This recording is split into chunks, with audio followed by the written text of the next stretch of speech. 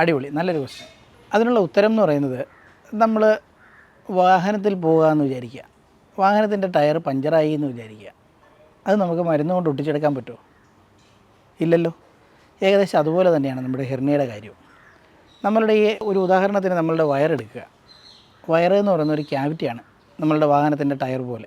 വയറ്റിനുള്ളിൽ കിടക്കേണ്ട അവയവങ്ങൾ ഈ വയറിൻ്റെ ഭിത്തിയിൽ ഒരു ചെറിയ ഗ്യാപ്പ്, ഒരു വിടവ് എവിടെയെങ്കിലും ഉണ്ടായിട്ട്, ആ വിടവുണ്ടാകാനുള്ള കാരണം ഒന്നുകിൽ പ്രായാധിക്യമായിരിക്കാം, അല്ലെങ്കിൽ അമിതമായ സ്മോക്കിംഗ് ആയിരിക്കാം, അതല്ലെങ്കിൽ നമ്മളുടെ ശരീരത്തിലുള്ള ചില പ്രത്യേക പ്രോട്ടീനുകളുടെ കുറവോ അല്ലെങ്കിൽ അപര്യാപ്തതയോ അല്ലെങ്കിൽ കൃത്യമായിട്ട് ഫങ്ഷൻ ചെയ്യാത്ത അവസ്ഥയോ അങ്ങനെയൊക്കെ ആയിരിക്കാം. അപ്പോൾ അങ്ങനെ വരുമ്പോൾ വയറിൻ്റെ ഭിത്തിയിൽ ഒരു ചെറിയ വിടവുണ്ടാവുകയും ആ വിടവിലൂടെ വയറ്റിനുള്ളിൽ കിടക്കേണ്ട അവയവങ്ങൾ പുറത്തേക്ക് പതിയെ തള്ളി വരുന്നതുമാണ് ഈ ഹെർണിയ എന്ന് പറയുന്നത്. നമ്മൾ ചുമയ്ക്കുമ്പോഴോ അല്ലെങ്കിൽ നിന്ന് എന്തെങ്കിലും കട്ടിയുള്ള ജോലി ചെയ്യുമ്പോഴോ ഒക്കെ ആയിരിക്കും ഈ ഹെർണിയ പുറത്തേക്ക് വരുന്നത്. അപ്പോൾ ഒരു ടയറിൽ പഞ്ചറാകുന്നത് പോലെ തന്നെയാണ് വയറിലെ ഈ ഗ്യാപ്പ് വരുന്നത്. ആ ഗ്യാപ്പ് അപ്പോൾ നമുക്ക് മരുന്നുകൊണ്ട് അടച്ചെടുക്കാൻ പറ്റുമോ? ഇല്ല. ഓക്കെ, ഇപ്പോൾ മനസ്സിലായില്ലേ?